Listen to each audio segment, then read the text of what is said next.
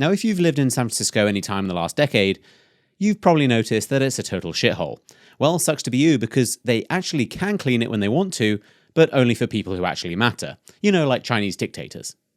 Yes, that's right. The summit is expected to bring in $53 million, filling hotel rooms, bringing big business. And the city did tidy up for Dreamforce, but this cleanup is much more extensive. While San Francisco is in the spotlight for the Asia-Pacific Economic Conference, city leaders are making sure the city shines. Tourism is our business here in San Francisco, and we need to focus on making sure that the tourist dollars still come back.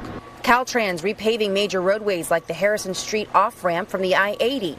BART doubling down by deep cleaning their stations overnight more often. The city had gotten a little bit dingy over time. Scrubbing and power washing is happening all over the city. Yeah, the bottom of my shoes look clean.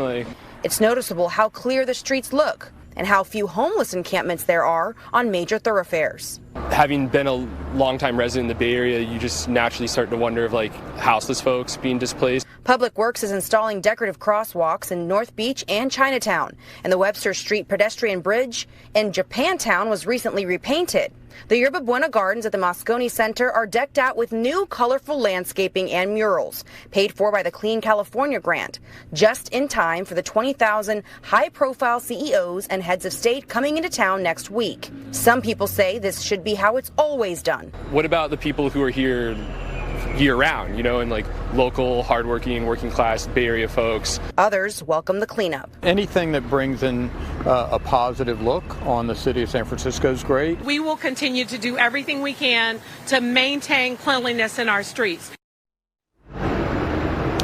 And city officials are saying that there are no additional funds that are being allocated for beautification. Departments are just using existing budgets. They also say that those budgets are being moved so that they can focus on the areas where APEC is taking place. The summit is expected to start on Wednesday, and of course, people will start coming into town over the weekend and early next week. I'm live in San Francisco. Back to you, Julie. All right, nothing like a little extra motivation to clean things up. Crystal, thank you. With Xi Jinping coming to town for the Asia-Pacific Economic Cooperation Summit, suddenly the homeless camps and the drugs and the feces on the streets are just gone. The city has even put out night ambassadors to keep the homeless from coming back. There have been reports that city workers have just taken away all of their stuff, and they've been told to stay away for a week, just until Biden and Winnie the Pooh have gone home, and then things can get back to normal. Where have they gone? Who cares? At this point, with undesirables being forced out to make the city look clean and welcoming and nice for everyone so that corrupt political leaders can hobnob without having to look at the human consequences of their own policies, it's hard at this point to say if Gavin Newsom is learning from Xi or the other way around.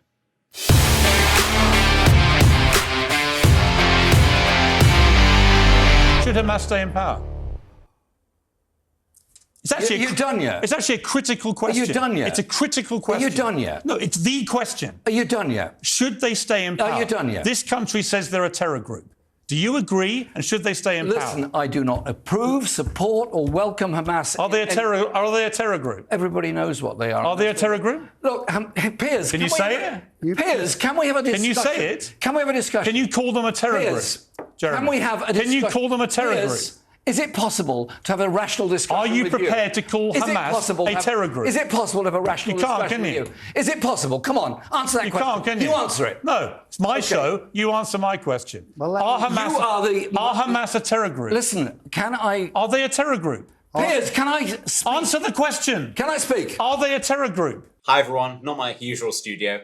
I'm here in Tampa. I'm going to be speaking at the University of Tampa's YAF chapter tomorrow about Israel, Hamas, the explosion of anti-Semitism we've seen in this country, in Europe, and across the world. But tonight I wanted to really dive into Piers Morgan's viral interview of Jeremy Corbyn and Len McCluskey. I'm sure you've all seen the one clip of Jeremy Corbyn for some reason refusing to call Hamas a terrorist organization. But I actually think the entire interview is worth watching. I'm going to dive into some other bits I think are really important because there's so many levels of hatred, ignorance, and just anti-Semitism that really cannot go unnoticed. So let's get started. Well, welcome back. I'm joined now by the editors of the new anthology, Poetry for the Many, but they're rather unlikely anthologists, former Labour leader Jeremy Corbyn and former Unite General Secretary Len McCluskey. Well, welcome to both of you. I certainly wasn't expecting you to grace my studio, so thank you for coming in. Right, Jeremy, let me start with you. You were at this march on Saturday and you were speaking there. And as you know, it was a controversial march. From my point, I think a lot of people there are there for the right reasons. They're there because they genuinely believe that they want to have a ceasefire in Gaza and stop more people being killed. I understand that. But there are people there, and we've seen all the images all over social media, who are blatant anti-Semites and in some cases blatantly supporting Hamas. What do you feel about that? Well, they weren't taking part in the march that was organised by PSC and Stop the War. Well, they were there. Well, they've been. I've seen the images. So Jeremy Corbyn seriously wants you to believe that the widespread anti-Semitism we've seen, all of these protests in the UK and across the world, people screaming, kill the Jews, gas the Jews, rape the Jews, fuck the Jews, that's just either not happening or it's a tiny proportion of what's going on. Now, that may be true, that may or may not be true. I think people are downplaying it on both sides or upplaying it. The problem, though, is that the entire movement is genocidal. Even the peaceful people are chanting things like intifada, resistance by any means necessary, and from the river to the sea, Palestine will be free, which is a call to eradicate Israel. The equivalent of the crowd of 10 Cup finals came to London on Saturday to march for peace in Gaza because they're appalled at what's happening there. And there were people there who wanted a ceasefire. There was but what about the ones... placards there calling for the release of... I've already said that. Calling for the release of I've acknowledged hostages. that. I'm concerned about the ones who were chanting death to the Jews, the ones who were wearing Hamas regalia, the ones who were chanting... They should have been arrested by the police. Every protest that's ever taken place in London, and I've been on many of them, always has a group of people there to cause trouble. Again, more downplaying, but the entire movement is trying to cause trouble if they're calling for intifada, so-called resistance, and from the river to the sea, Palestine will be free, which for the millionth time is a call for genocide. They're normally dealt with by the police. Don't be asking Jeremy or the people who organised a perfectly legitimate Why shouldn't I protest. ask someone who's helped organise it? No, he didn't help organise it. Well, you just said he did, was a didn't you? speaker. It was a speaker. All right, well, let me ask you this. So he's answered emphatically, should have been arrested. Do you agree? If they're breaking the law and showing illegal signs, then obviously the police have to act. Watch how deeply uncomfortable Jeremy Corbyn gets anytime he gets within a foot of actually criticising radical Islam or Hamas. Why is that? Anybody Wait, who... can I just be clear? Let me just ask you a simple question. You seem to be Hang on, over-concerned with... With anti-Semitism? No, I did not. Don't put words in my mouth. I didn't say that. What I was about to say was, you seem to be minimising the fact that 800,000 people, one of the very biggest demonstrations in our history... Well... It was 300,000. Jeremy Corbyn doing what the Gaza Health Ministry did, which is just making up numbers. OK. Well, I'm minimising your description of the size of the crowd, but I'm not minimising, as I said... The march that extends from Battersea to Marble Arch. Yeah, but I said at the start, the majority of people there were for well-intentioned reasons, right? But what do you want, Piers? Do you want us to say that anybody engaged in anti-Semitism, we condemn out of hand? Because we've been doing that, both of us, all our lives. Yeah, that's just bullshit. So Len McCluskey once told a Jewish banker to go count his gold, and don't get me started on Jeremy Corbyn. Just Google Jeremy Corbyn anti-Semitism.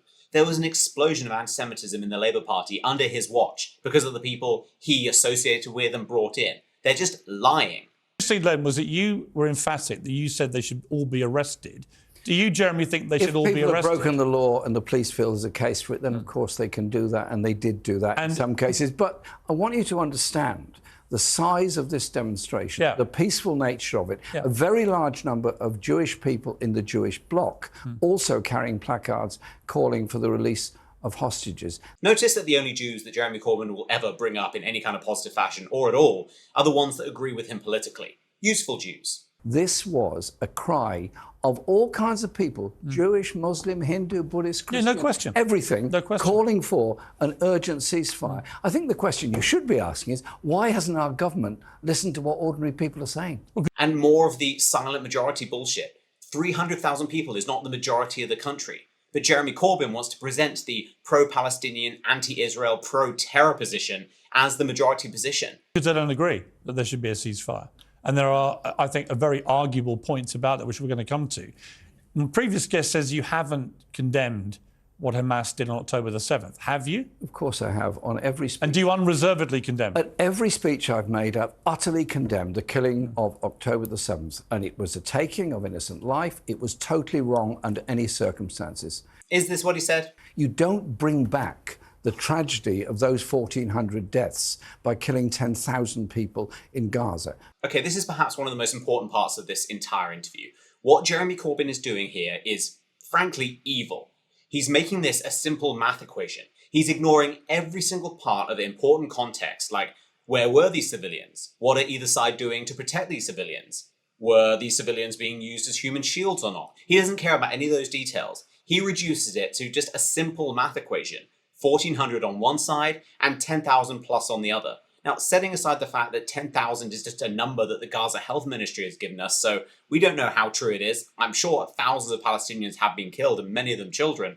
But Hamas and other Palestinian groups routinely include their own victims in these lists. They include terrorists in these lists. They include people who have been killed by, like, Palestinian rockets falling short.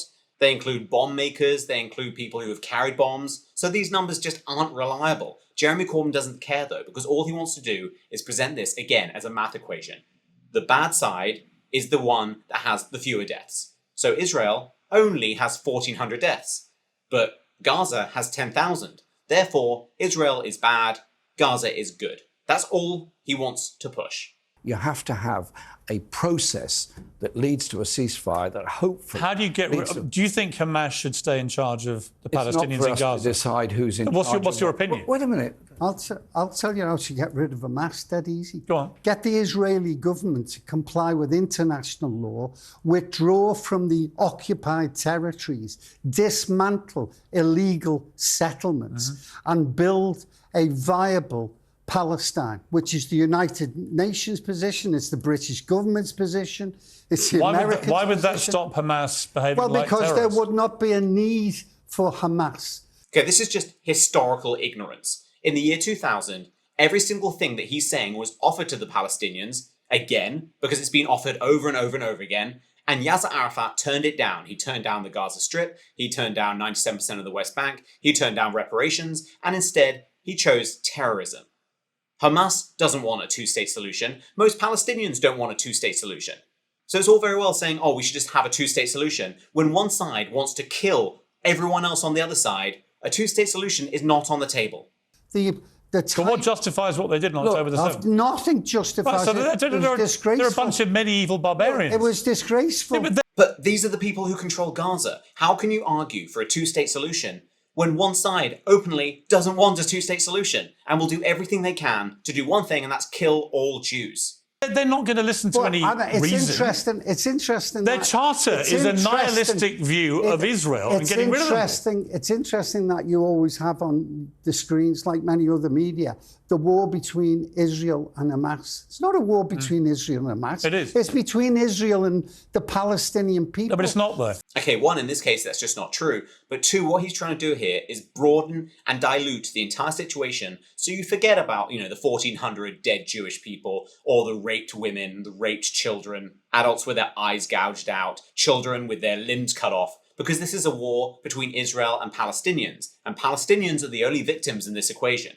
Thousands and thousands. So you agree with thousands of people, women and children, being killed? No, I don't agree with 1,500 being killed on October the 7th. Neither do I. But I do agree. Let me explain what I do agree with. Can I put something Let me explain to you. Can I put something to you? Let me just clarify my position. It might be helpful. Because I've had lots of pro-Palestinian guests on this show, as you may or may not be aware. And you've been very good on... But I've tried to be very fair, but I've been consistent about my own opinion. I think after what Hamas did on October the 7th, it is utterly inconceivable that Hamas remain in power in Gaza. Inconceivable. Support Hamas. I'm not a friend of Hamas. I don't agree. You used to call them friends. No, hang on. We did. Karen, let's get this clear. We did say that you were friendly. Piers, can you hang on a second? Let me just... Is that not true? Can I say something very clearly? Yes. Which I've said many times, and I said it on Andrew Marr 2 weeks ago. 10 years ago, I was in a private meeting in the House of Commons with a number of people who were representative of different Palestinian groups. It was an attempt to understand their views and to bring people together. For a short time, a person who was related to Hamas left the room. And I said, in a collegiate, a friendly and appropriate way, as you would at any meeting. Where's our friend from Hamas gone? Right. That's all I said. Yeah, this is just bullshit. Here's the actual clip. I want to first of all say thank you everyone for being here tonight, and say that tomorrow evening it will be my pleasure and my honour to host an event in Parliament where our friends from Hezbollah will be speaking. I'd also invited friends from Hamas to come and speak as well. Unfortunately, the Israelis would not allow them to travel here, so it's going to be only friends from Hezbollah. So far as I'm concerned, that is absolutely the right function of using parliamentary facilities to invite people from other parts of the world.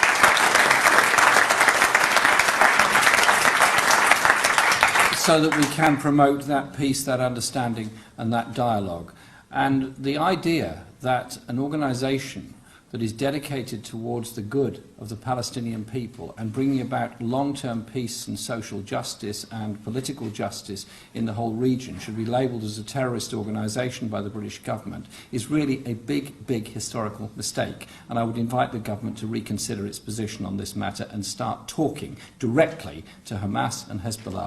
And that. So you called Hamas friends? No. Oh, come on. Oh, come on. Piers. You just admitted it. How many times have you sat in a meeting and called somebody a friend? I wouldn't say my friends from the IRA.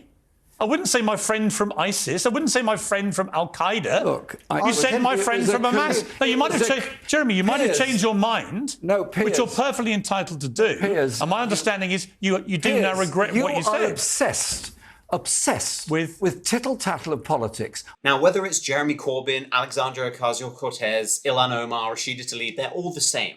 Every single one of these radical leftists loves to push what they want. But the moment someone holds up their own words to them, they run away, they claim victimhood, and they say you're obsessed with everything that they've done and said. You can't have it both ways. Either you say things in the public sphere and people are allowed to criticise you, and if they're evil things, they are definitely allowed to criticise you, or go away. But Jeremy Corbyn wants both. He wants to hide behind his victim shield while also calling for genocide. Really? Something that happens 10 years ago. Why don't you instead concentrate on this? You think people supporting Hamas is tittle-tattle? Let me finish. Give me a chance. Really? Yeah, give me a chance. Let me finish. How do you think people in Palestine feel under occupation? How do you think it's like, what it's like growing I know how they feel. Growing up with a soldier outside your house? How do you feel? How would you feel? Of course, you could make exactly the same arguments about every single civilian who was in southern Israel when Hamas attacked, but he's not doing that. Well, can I answer? Your land was being taken. Can I answer? Put in. How would you feel if your children were being bombed in a hospital? Can I answer? How would you feel if your children were kidnapped and taken to Gaza, Jeremy? Yeah, please. OK, I had a Palestinian doctor on here a few days ago who'd lost over 30 members of his family. Yeah. Right, he grew up on the Jabili refugee camp. Yeah. His parents were displaced in 1948, and they ended up in the refugee camp, where he then lost 3 of his daughters were killed in an Israeli strike on a home he had finally got for himself. He then emigrated and has now been nominated for the Nobel Peace Prize. He was in tears at this desk in that seat. So I don't need to be told. I've said that the way that Israel is able even today to turn the tap on of water and energy and fuel into Gaza is wrong. Ignoring, of course, that Hamas controls every single one of these utilities, and the only reason Israel is able to turn it off is because they're still providing it. Palestinians should have the same human rights as people in Israel. Exactly. I'm unequivocal about that. But I'm also unequivocal in my head that Hamas has to go. And so the question for you, Len, and for you, Jeremy, but the question is, if Israel doesn't do it like they're doing it, how do they get rid of Hamas? I've just give you the answer. A terror group. No, Piers. I give you the answer before. Yeah, and the answer before is for Jews to shut up and just let them be slaughtered. I'm going to ask you a question. Okay. Do you condemn the Israeli government for the occupied settlements that are growing and have been growing for decades and are against international law? Do you condemn that? Yes. So this is, again, just a logical trick. It's just whataboutism. So rather than addressing what Hamas are doing and why all of their solutions regarding Hamas are just nonsense, they're asking Piers Morgan, well, do you condemn Israel? And here he is condemning Israel. But it doesn't matter whether he does or not because we're talking about Hamas. But they don't want to talk about Hamas because Hamas are an evil terrorist organisation that will never agree to a two-state solution because what they want to do is kill all the Jews. Jeremy Corbyn and Len McCluskey know this. They just really don't want to talk about it. Fine. Then the best way to get rid of any extremism that exists in nations and groups is to comply with international law and make certain that Palestine is given a viable. And I'll finish with this question. Go on. If we all believe in a two-state solution... Again, we don't all believe in a two-state solution. Hamas, who control Gaza, does really not believe in a two-state solution. Why doesn't our government recognise the state of Palestine? Why did they only recognise the state of Israel? I think you can only have a two-state... hypocrisy at its highest level. You can only have a two-state solution, but in this particular part of this very long conflict, you have a situation where Hamas now represents an existential threat to Israel. And they've repeated it last week. Their spokesman from Hamas repeatedly said, when he was challenged, we want to do this again and again and again and again. Let me ask Jeremy a question. Come on, Look, can we... I want to come back to this thing about what do you do with Hamas? Do you keep them in power? Israel is claiming... Again, question about Hamas. Israel, Israel, Israel. It is... not from him. He agrees with the Israeli government. No, you wouldn't answer. I said, would you keep Hamas in power? You wouldn't answer. They wouldn't be in power. Can you not speak for him? It's not a puppet show. It's not a puppet show, Len. It's not a puppet show. He's allowed to answer for himself. Of course he is. Well, let him answer. The reality is... Let him answer, Len. Don't talk for Jeremy Corbyn. All you want to do is bully people. Crying victim. These people who will stand in the street and scream intifada, resistance by any means necessary, and from the river to the sea, Palestine will be free. Anyone who criticises them and dares to ask them questions on live TV, they're just bullying. Who am I bullying? You're bullying constantly. There's two of you. OK. Piers. One's run a party in the country. One's run a major union. Are you really feeling bullied, Len McCluskey? Do me a favour. I'm not. Do me a bloody favour. Do me a bloody favour. I'm not. Let me come back to Jeremy Corbyn, if I may, without you speaking for him. Can I put it this way? Would you get rid of Hamas? Can I say something? You can answer my question. No, can I say something? Would you get rid of Hamas? Listen, can I say something? Yes or no? Thank you. Can I say something? Thank you. Israel claiming it is conducting legitimate self-defence. Where is legitimate self-defence pre-ordering the bombing of a hospital knowing there are children in it? And what does Jeremy Corbyn do here? He ignores all the important context that actually explains why these civilians are in danger, because all of that ends up with you having to criticise Hamas, which is something Jeremy Corbyn really doesn't want to do. So it's all Israel's fault. No responsibility lies with Hamas, who are responsible for their own people, apparently, and the fact that they force them to stay in hospitals and they use those same hospitals as their military headquarters. What is Israel supposed to do? We all agree that bombing a hospital is bad, but Jeremy Corbyn will never, ever answer the question, why is Israel bombing that hospital? He will never discuss the fact that Hamas uses hospitals, mosques, schools as headquarters. They fire rockets from them. They store weapons there. Why? Because they want civilian casualties. How can you ever defeat an enemy that wins regardless of who civilians are killed? Where is legitimate self-defense? You've heard their argument about that. School. They believe that Hamas, and this has been corroborated, by the way, by everyone from Bill Clinton. Died. Bill Clinton is on the record as saying that, this is years ago, he's on the record as saying that Hamas 5, 6, 7 years ago, in fact, you know what, let's listen to him say it himself. Here. Hamas is really smart. When they decide to rocket Israel, they insinuate themselves in the hospitals, in the schools, in the highly populous areas. I killed myself to give the Palestinians a state. I had a deal they turned down that would have given them all of Gaza, all of Gaza, between 96 and 97% of the West Bank, compensating land in Israel. So, two things then. We'll come to the second part in a moment. But he's crystal clear, Bill Clinton, in 2016. He was president of the United States for 2 terms, right? That Hamas were using hospitals, schools, mosques and others deliberately. And they don't care about Palestinian lives. They don't care about them.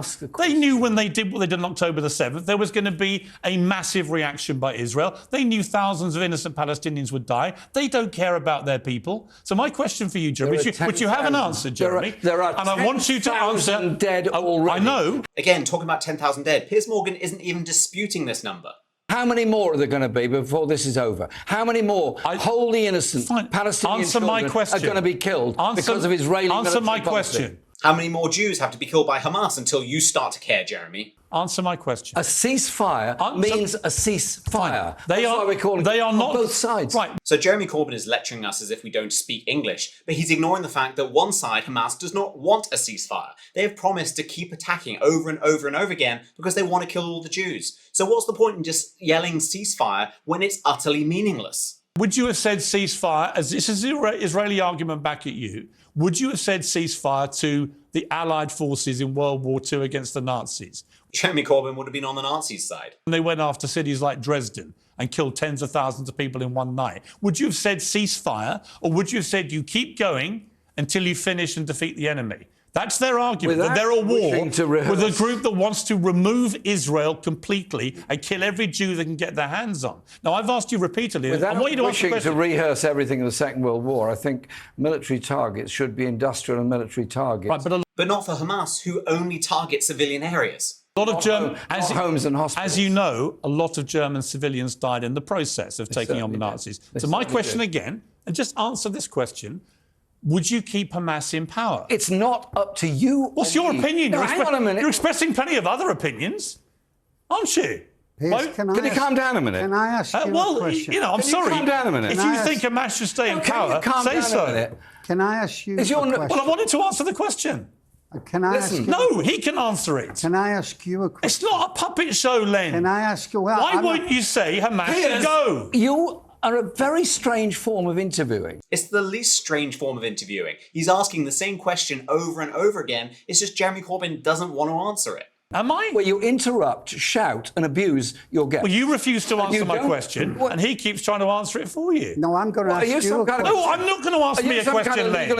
It's not your show, it's mine. And I keep asking you the same question. Would you keep Hamas in power? What I said was there has to be a ceasefire. A ceasefire has to be both sides.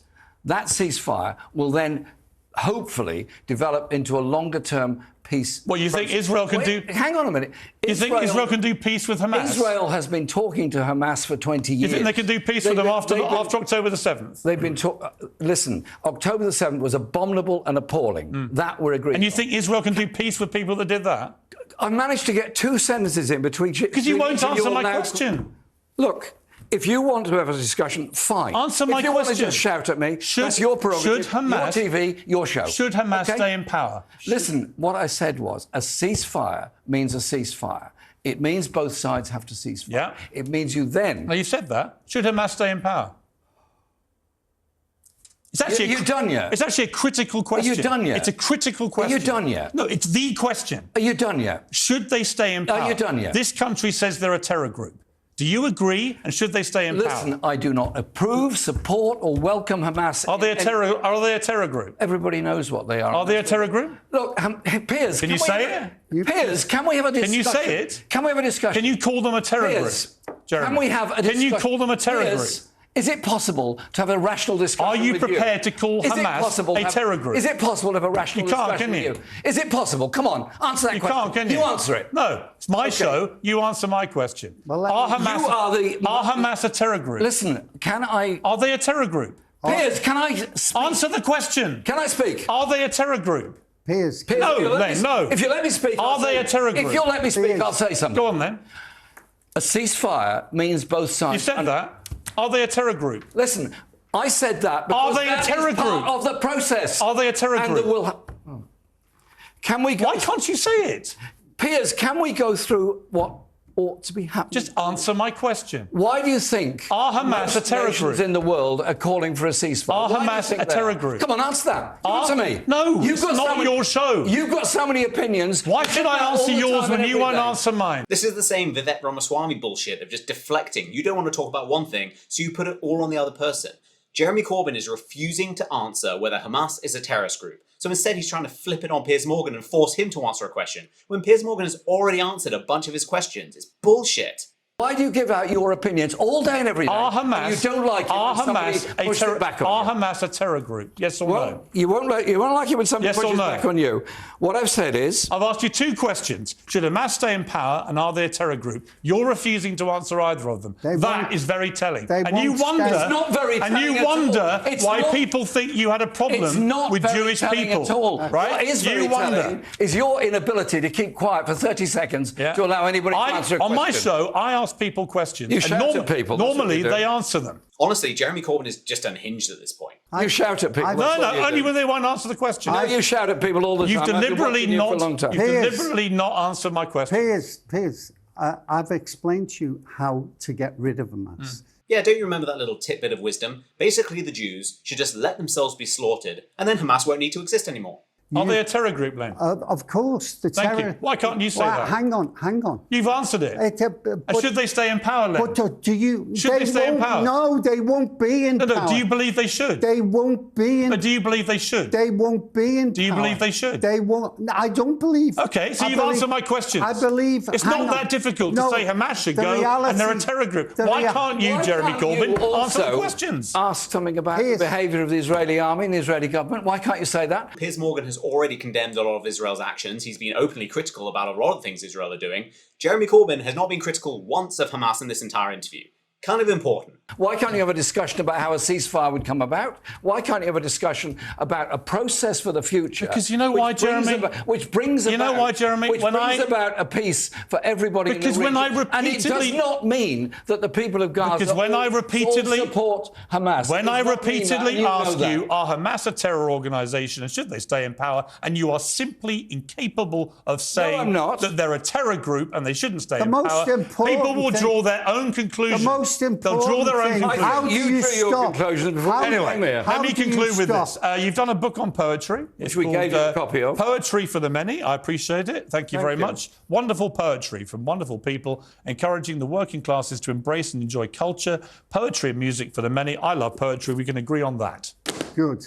Thank you very much. Goodbye. And of course, it's in a little red book, which is just too perfect. My voice just wants to leave you.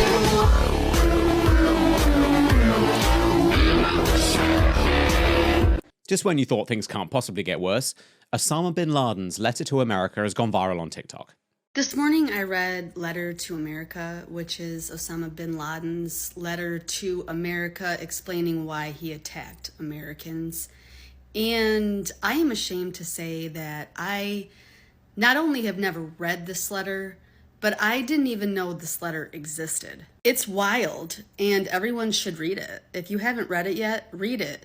However, be forewarned that this has left me very disillusioned, and I feel the same exact way I felt when I was deconstructing Christianity. I feel a little bit just confused, like I have entered into another timeline. What is this?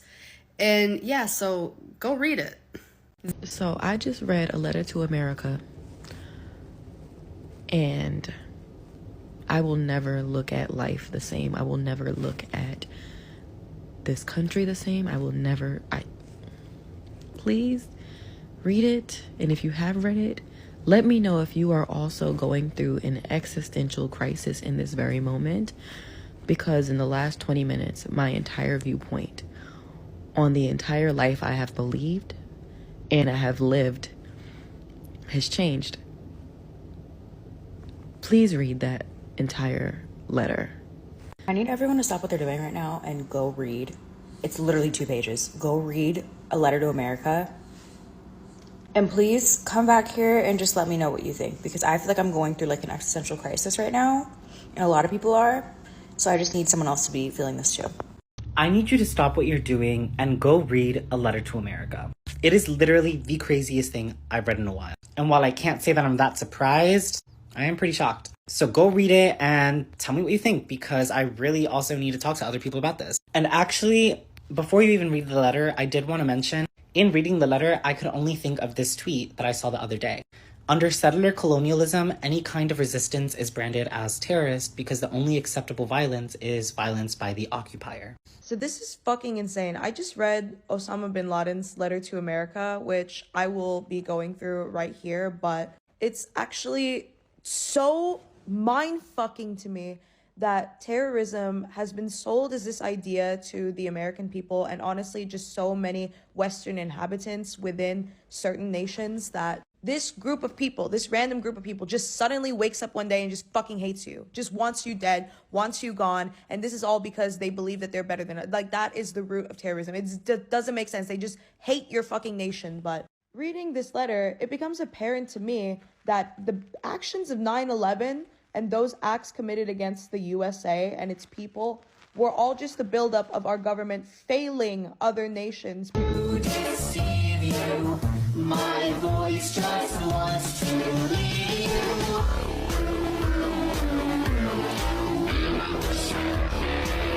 you. In majority of these situations, and this letter was insanely eye-opening. I really urge everybody to Google and read it, because I thought that I had quite a lot of media literacy, but this takes it to a whole nother fucking level where I was just like, holy shit, like propaganda is genuinely so deeply embedded into our fucking DNA. Read a letter to America. You're probably waking up. You probably have a lot of questions. Welcome to the club. But we don't have a lot of time to sit and talk about everything because there's still so many puzzle pieces that we just do not know about. Go read a letter to America. Like, seriously, go read it. Type a letter to America in Google or whatever you use, then come right back. Because this makes a lot more sense. It explains so much, and I guarantee you it's going to blow your mind. And let's talk about it. So go read it, come back. Whew, it's a lot. It's a lot. My voice just wants to leave you.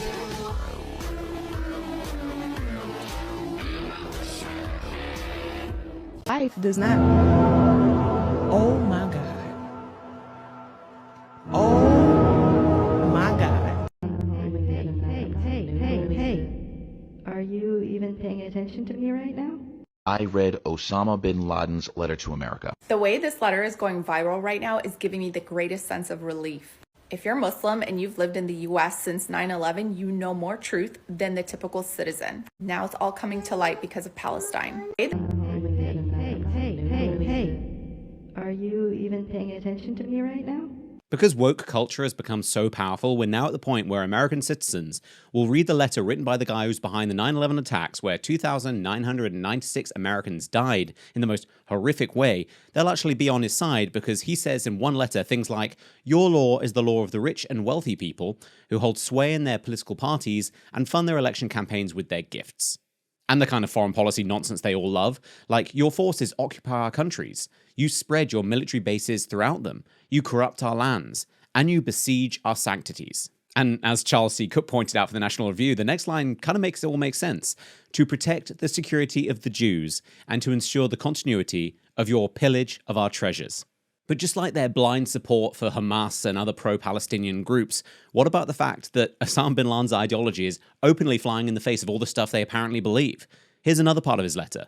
"We call you to be a people of manners, principles, honor, and purity, to reject the immoral acts of fornication, homosexuality, intoxicants, gamblings, and trading with interest."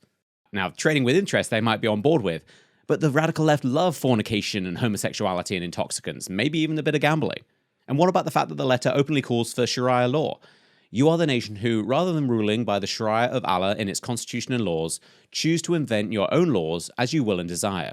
You separate religion from your policies, contradicting the pure nature which affirms absolute authority to the Lord and your Creator." And he also demands that everyone become a Muslim, complete submission to his laws, and of the discarding of all the opinions, orders, theories, and religions which contradict with the religion he sent down to his prophet Muhammad. So just like all the people cheering for queers for Palestine or gays for Gaza, these idiots on TikTok are all coming out in favor of someone who would openly have killed them all, because they're just too stupid to understand that radical leftism is a useful tool for radical Islam to really just get what they want. But I also think there's something deeper going on here. Why is this suddenly happening? TikTok is obviously anti-American. It's run by the Chinese Communist Party. They're routinely pushing things that are anti-American in nature, anti-Western in nature. So doesn't it seem like a little bit suspicious this is all happening now, especially given what's going on with Israel and Hamas? And Eric Erickson, who I'm friendly with, made this exact point. He said, "Your attention please. A few months ago, a video went viral on TikTok of a white girl getting proposed to. When the ring touched her finger, she had a mental flash to a dream of misery, of the horrors of being married and having a kid. She yanks her hand away from the ring. If you paid attention to the background in the video, it purported to be an American girl, but the video was clearly shot in a foreign country. So let's just jump in here quickly. Here's that video he's talking about. I can swear, I can joke, I see what's on my mind. If I drink, if I smoke, I keep up with the guys, and you see me holding up my middle finger to the world. Back your ribbons and your pearls, cause I'm not just... So he carries on. That's why we need to identify the people in the pro-Osama videos circulating on TikTok.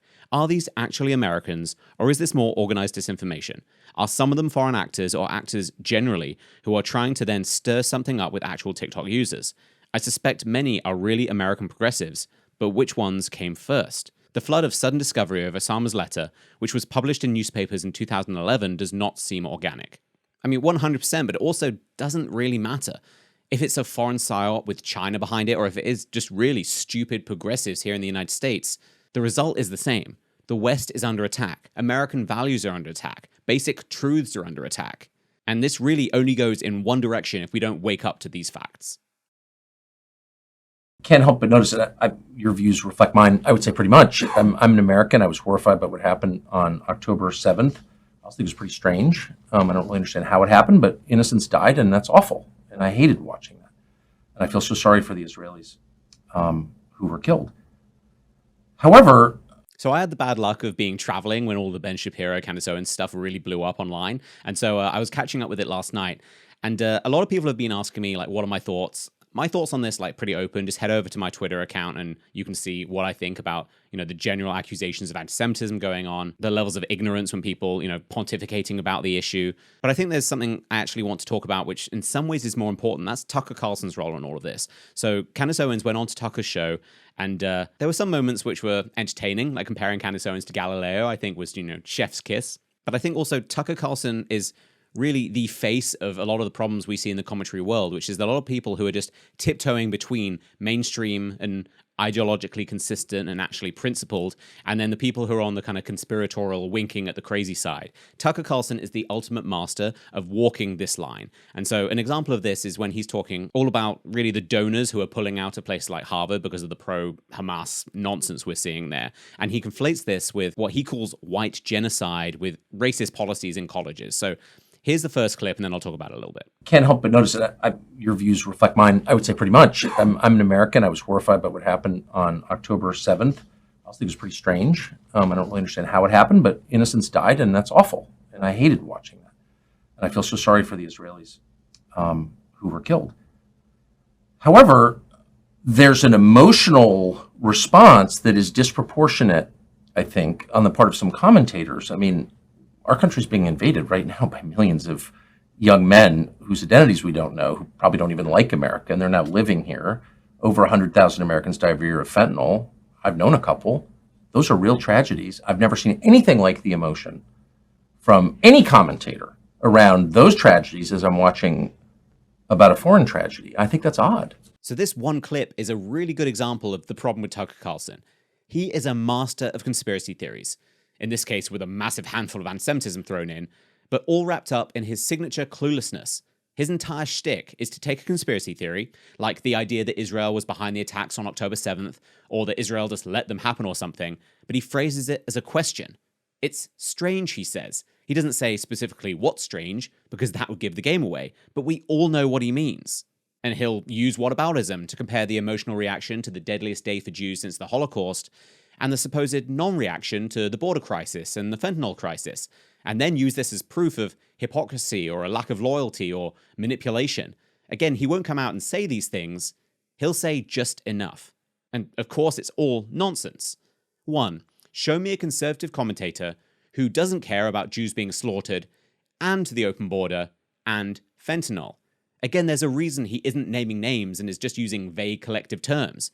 It lets the people who agree with him just skip over the need for evidence and get to the conclusion they've already reached. 2 things can be bad, and you're allowed to be more emotional about one than the other. To Candace Owens' credit, she even says this. I think what tends to happen is, of course, we all have elements of selfishness within us. And so when it particularly pertains to an issue that impacts you, I was strongly speaking out against Black Lives Matter as an organization very early on as a conservative because I understood what the implications were going to be of defunding the police. Right. It was an issue that was important to me. I created an entire documentary to talk about this issue. Yes. But if we're going to play by Tucker Carlson's rules, it's a bit weird that he called this a foreign problem. Americans died on October 7th, and Americans are still being held hostage in Gaza. Are they foreign because they're Jewish? I don't know, I'm just asking questions. But then things get worse when Tucker Carlson somehow makes this about white genocide. I agree. Yeah, I get why donors are mad. Imagine, and by the way, I support donors giving money to things they agree with. Yes, I support that. I strongly do. Yep. The part that, and so I have no problem with that at all. Same. You don't like it, don't pay for it. Good for you. However, then I thought, well, wait a second. If the biggest donors at, say, Harvard have decided, well, we're going to shut it down now, where were you the last 10 years when they were calling for white genocide? You were allowing this. And then I found myself really hating those people, actually. That you're okay with that? On what grounds were you okay with that? And this is what I've been trying to explain to the pro-Israel lobby, that what you are seeing as lack of support is people that are asking the question is, where were you as we have endured all of this? You were paying for it, actually. Right. You were paying for it. You were paying for it. Because you were calling my children immoral for their skin color. You paid for that. And so why shouldn't I be mad at you? I don't understand. Now, what he's doing here is using generalizations and collective terms and massive leaps of logic to accuse Jewish donors of supporting white genocide and caring more about Jews in Israel than Americans. Again, ignoring that two things can be bad while one thing can be worse. Racist college policies are bad. Mass rape, torture, burning alive, kidnapping, mutilation, and murder is worse. And also ignoring that Americans were killed on October 7th and being held hostage. Also, notice what he's doing. He's blaming these donors, who happen to be Jewish, how weird, for calling his children immoral for their skin color. Watch it again. Then I thought, well, wait a second. If the biggest donors at, say, Harvard have decided, well, we're going to shut it down now, where were you the last 10 years when they were calling for white genocide? You were allowing this. And then I found myself really hating those people, actually. That you're okay with that? On what grounds were you okay with that? You were paying for it, actually. Right. You were paying for it. You were paying for it. Because you were calling my children immoral for their skin color. You paid for that. And so why shouldn't I be mad at you? I don't understand. He doesn't name names. He takes two issues: Jewish donors pulling funding from schools where students are celebrating Hamas, and these schools enforcing racist policies and placing the blame for these schools on these donors. Are there donors who have pulled out because of racist policies? Yeah, it happens all over the place. Here's just one example in Oklahoma. But the goal here is to take one issue and make it all about another issue he actually cares about, filling in any details along the way with his suggestive imagination. Now, we all know what he's saying, but he's really smart about it. Tucker Carlson won't come out and say, Israel let the attack happen, or Jewish donors care more about Israel than Americans. So he'll say something just vague enough, again, wrapped in the I'm confused routine, and let everyone else fill in the obvious blanks. And when you criticize him for it, your fans will just come out and label you as just another Jew trying to weaponize anti-Semitism. Let's not kid ourselves. Tucker Carlson's act is becoming the gold standard for a lot of people. He's a master of straddling the line between mainstream and conspiracy, throwing out vague generalizations while claiming innocence and cluelessness. Anyone buying into the notion that Carlson is clueless about the difference between racism in academia and the horrific events of October 7th is buying a ticket to the wrong show. Tucker's not playing dumb. He's playing you.